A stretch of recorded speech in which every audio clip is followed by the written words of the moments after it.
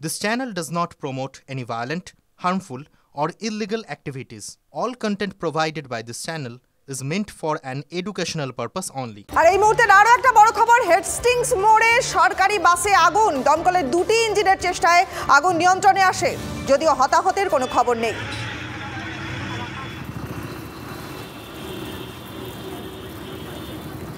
আপনারা দেখতে পাচ্ছেন সেই ছবি, হেস্টিংস মোড়ের ঘটনা। হেস্টিংস মোড়ে সরকারি বাসে আগুন।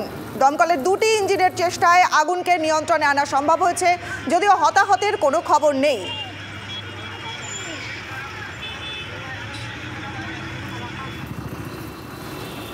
একেবারে পুরো ছাই হয়ে গেছে বাসটি, বিধ্বংসী আগুন লেগেছে সরকারি বাসে। হেস্টিংস মোড়ের ঘটনা, হেস্টিংস মোড়ে সরকারি বাসে আগুন।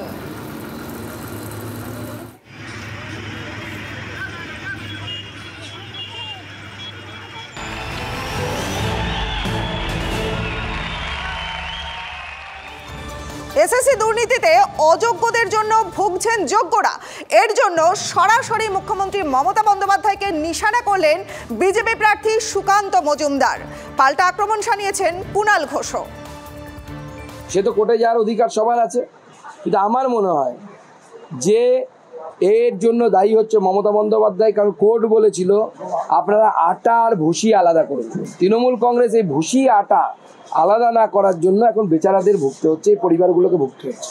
যারা যোগ্যতা সত্ত্বেও যাদেরকে কষ্টের মধ্যে দিয়ে যেতে হচ্ছে, আমরা তাদের পাশে আছি। আদালত মুড়ি মিছিরি একদর করে বিভ্রান্তিকরভাবে যেভাবে যোগ্যদের চাকরিটাও প্রশ্নচিহ্নের মুখে ফেলেছেন, তার বিরুদ্ধে তো রাজ্য সরকার, তৃণমূল কংগ্রেস ও সরব সকলকে বিপদের মধ্যে ফেলে ধামাকার উল্লাস দেখাচ্ছিল, পৈশাচিক উল্লাস দেখাচ্ছিল, মানুষের চোখের জল নিয়ে উল্লাস দেখাচ্ছিল ভারতীয় জনতা পার্টি। যখন বুঝতে পারছেন এই উল্লাসটা ব্যাকফায়ার করতে চলেছে, যোগ্য প্রার্থীরা তাদের নিয়ে যেই অন্যায় রাজনীতিটা অবিচার করেছে কোর্ট এবং অন্যায় রাজনীতি করছে বিরোধীরা, তখন চাপে পড়ে এই ধরনের বিভ্রান্তিকর স্টেটমেন্ট করছেন সুকান্ত মজুমদার। আসি পরের খবরে। বেআইনিভাবে গাছ কাটার অভিযোগ দাসপুরের খাঞ্জাপুরের কলাগেছিয়া গ্রামে। তৃণমূল পরিচালিত পঞ্চায়েতের বিরুদ্ধে অভিযোগ, 2013 সালে 1 বিঘা জমির উপর গ্রাম পঞ্চায়েতের বনসৃজন প্রকল্পে গাছ লাগানো হয়। অভিযোগ, বর্তমানে সেই প্রকল্পের বেশ কিছু গাছ কাটার টেন্ডার দেয় খাঞ্জাপুর গ্রাম পঞ্চায়েত। অবিলম্বে গাছ কাটা বন্ধ হোক দাবি এলাকাবাসীর।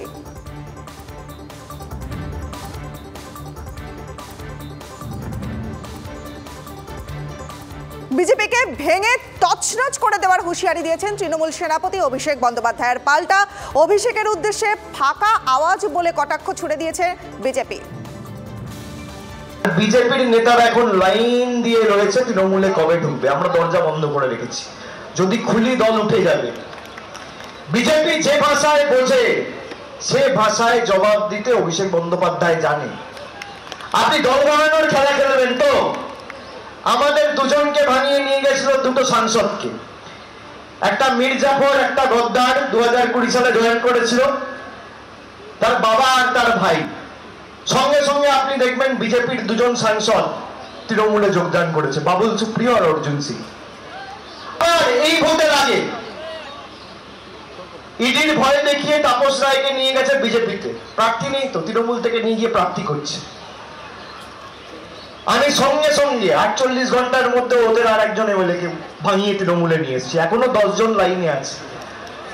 ঠিক টাইমে দরজা খুলবো, এই দলটাকে উঠিয়ে দেবো বাংলা থেকে, আমি কথা দিয়ে যাচ্ছি। আরে বাড়ি থাকলে তো দরজা খুলবি, বাড়ি ঘর দরজা সব উড়ে যাচ্ছে, কবে খুলবে? আর তুমি হুড়কো ভেঙে ঢুকে যাবে লোকে, দরজা খুলবে।